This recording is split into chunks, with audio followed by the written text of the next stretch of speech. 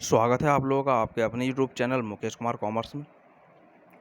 आज हम बात करने वाले हैं पार्षद अंतर्नियम की, जिसमें इसकी अर्थ, परिभाषा और इसकी विषय सामग्री को हम समझेंगे, जिसे इंग्लिश में हम meaning and definition of articles of association इसको बोलते हैं। इससे पिछली ठीक वीडियो में पार्षद सीमा नियम को हमने समझा था। आज हम पार्षद अंतर्नियम की यहाँ पर बात करते हैं, लेकिन एक गुजारिश सभी लोगों से होगी कि वीडियो को पूरा देखें, वीडियो को लाइक करें और चैनल पर अगर नए हैं तो चैनल को सब्सक्राइब करके बेल आइकन को टच कर लें, जिससे आने वाले सारे नोटिफिकेशन आप तक सबसे पहले पहुंच सकें। तो देर ना करते हुए शुरू करते हैं।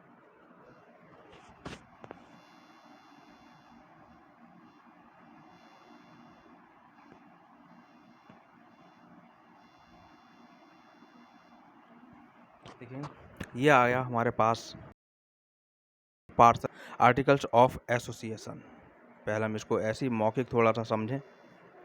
इससे पहले पार्षद सीमा नियम, पहले हमें पार्षद सीमा नियम के बारे में मालूम होना चाहिए। आपको बताया था कि पार्षद सीमा नियम जो है एक बहुत ही महत्वपूर्ण प्रलेख होता है। तो आप इसको इस तरह से समझ सकते हैं। अब दूसरा यहाँ पर है, दूसरा प्रलेख जो है वो पार्षद अंतर नियम है और बहुत ही महत्वपूर्ण है ये भी। जिस तरह आप कॉलेज से बहुत आसानी से समझ सकते हैं। कॉलेज में प्रधानाचार्य या प्रबंधक ये चाहते हैं कि कॉलेज में 80% बच्चे हर दिन उपस्थित रहें। तो इस तरह से ये रूल्स है। ये एक पार्षद सीमा नियम है, इसको हम पार्षद सीमा नियम मान लेते हैं कि प्रधानाचार्य या प्रबंधक ये चाहते क्या है, ये रूल्स है कि 75 से 80% लगभग डेली बच्चे उपस्थित रहें। उन्होंने आदेशित कर दिया कक्षा अध्यापक को, ये इनका पार्षद सीमा नियम हो गया। अब कक्षा अध्यापक छात्रों को बुलाने के लिए क्या नियम अपनाएंगे? तो छात्रों को बुलाने के लिए जो भी नियम अपनाए जाएंगे, उन नियमों को ही पार्षद अंतर नियम की तरह माना जाएगा। वो मैंने विद्यालय स्तर से बात आपको बता दी। पार्षद सीमा नियम, जो नियम बना दिए गए हैं कि 75% प्रेजेंट रहना ही रहना है, ये पार्षद सीमा नियम हो गया। अब वो कैसे रहना है 75%, उसके लिए जो भी नियम अपनाए जाएंगे वो पार्षद अंतर नियम। आइए अब देखते हैं किताब की भाषा को, किताब क्या बोलती है। पार्षद अंतर नियम संयुक्त पूंजी कंपनी का दूसरा महत्वपूर्ण प्रलेख होता है। इस प्रलेख में कंपनी को सुचारू रूप से चलाने के लिए बनाए गए नियमों तथा उन नियमों को, यहाँ उन की जगह पर उप है, उप नियमों का उल्लेख होता है, ताकि पार्षद सीमा नियम द्वारा निर्धारित उद्देश्यों की प्राप्ति हो सके। जैसे मैंने ये बताया कि जो 75% का पार्षद एक बना दिया, नियम बना दिया, उसका जो उद्देश्य है यही है कि 75% बच्चे उपस्थित रहें। वो किस तरह से उपस्थित रहें, वो एक अलग नियम बना दिए, जिसके लिए पार्षद अंतर नियम हम बोल सकते हैं। कंपनी के पार्षद सीमा नियम द्वारा कंपनी का कार्य क्षेत्र निर्धारित होता है तथा अंतर नियम द्वारा यह निर्धारित होता है कि कंपनी की व्यवस्था किस प्रकार होगी तथा कंपनी के ऋणदाताओं एवं ऋण पत्रधारियों आदि के क्या अधिकार होंगे। कंपनी के अंतर नियम पार्षद सीमा नियम का उल्लंघन नहीं कर सकते। कंपनी के अंतर नियम जो हैं, यानी दूसरे जो नियम हैं, सहायक जो नियम हैं, वो पार्षद सीमा नियम का उल्लंघन नहीं कर सकते। ये इसका अर्थ हो गया। इसकी परिभाषा को देखें। परिभाषा में हम कोई परिवर्तन नहीं कर सकते। पार्षद अंतर नियम का आशय उन रीतियों तथा स्वरूपों से है जिनके अनुसार कंपनी का व्यवसाय चलाया जाता है तथा जिनमें समय समय पर कंपनी के आंतरिक प्रबंध के लिए परिवर्तन किया जा सकता है। परिवर्तन किया जा सकता है। जैसे मैंने अभी आपको विद्यालय का दिया, तो कक्षा अध्यापक क्या है, वही उन्होंने अपना नियम एक ये बना लिया कि बच्चों को डेली आना ही आना है। अगर वो 3 दिन लगातार नहीं आएंगे तो नाम काट दिया जाएगा। फिर भी उद्देश्य की पूर्ति नहीं होती है, नियम को परिवर्तित कर सकते हैं उसमें थोड़ा सा, क्या कि नाम अब ऐसे नहीं जुड़ेगा, उस पर पेनल्टी डाली जा सकती है, घर वालों को बुलाया जा सकता है। तो इस तरह से परिवर्तन इसमें हो सकते हैं। परिभाषा के बाद में बात आती है पार्षद अंतर नियम का फाइल करना। ये कैसे फाइल किया जाता है। सीमित दायित्व वाली कंपनी तथा निजी कंपनी को अपने अंतर्नियम का रजिस्ट्रार के पास फाइल करना अनिवार्य है, परंतु अंशों द्वारा सीमित सार्वजनिक कंपनी के लिए इसे फाइल करना ऐच्छिक है। यदि कोई कंपनी अपने अंतर्नियम नहीं बनाती है तो कंपनी अधिनियम की तालिका आ में दी गई समस्त धाराएं लागू होंगी। अब ये तो हो गई फाइल करने की बात। यहाँ बात आती है कि आखिर पार्षद अंतर्नियम की मुख्य बातें कौन सी हैं, मुख्य धाराएं कौन सी हैं, इसमें कौन कौन से वाक्य लिखे जाते हैं, इसके अंदर क्या लिखा जाता है, क्या इसकी विषय सामग्री है।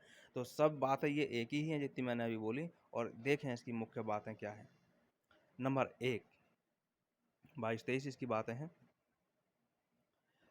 कंपनी अंतर्नियम की तालिका आ किस सीमा तक लागू होगी। इसको आप अपने पास नोट भी कर सकते हैं, बहुत ही इंपॉर्टेंट क्वेश्चन है ये पार्षद अंतर्नियम का। दूसरा है अंश पूंजी की कुल राशि और उसका विभिन्न प्रकार के अंशों में विभाजन। नंबर 3 है विभिन्न प्रकार के अंशधारियों के अधिकार, अंशों के आवंटन की विधि, याचना राशि एवं याचना विधि, अंश प्रमाण पत्र निर्गमन विधि, अंशों के हस्तांतरण की विधि, अंशों के हरण एवं पुनर्निर्गमन की विधि। ये हरण क्या होता है, पुनर्निर्गमन क्या होता है, आगे इसको बताएंगे, पूरा आएगा। अगर आप लोग जुड़े रहते हैं चैनल से आपको सारी जानकारियाँ मिलती रहेंगी।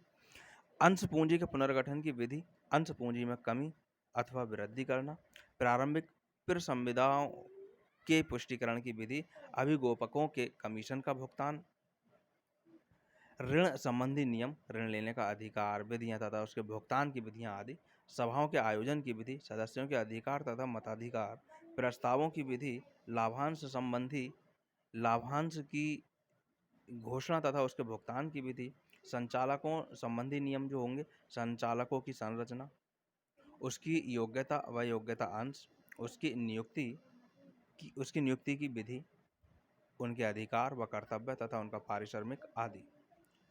प्रबंध अभिकर्ता की नियुक्ति व एवं अधिकार, प्रबंध का विवरण, सचिव व कोषाध्यक्ष का विवरण, लेखा पुस्तकों को रखने व लिखने की विधि, अंकेक्षकों की नियुक्ति तथा पारिश्रमिक।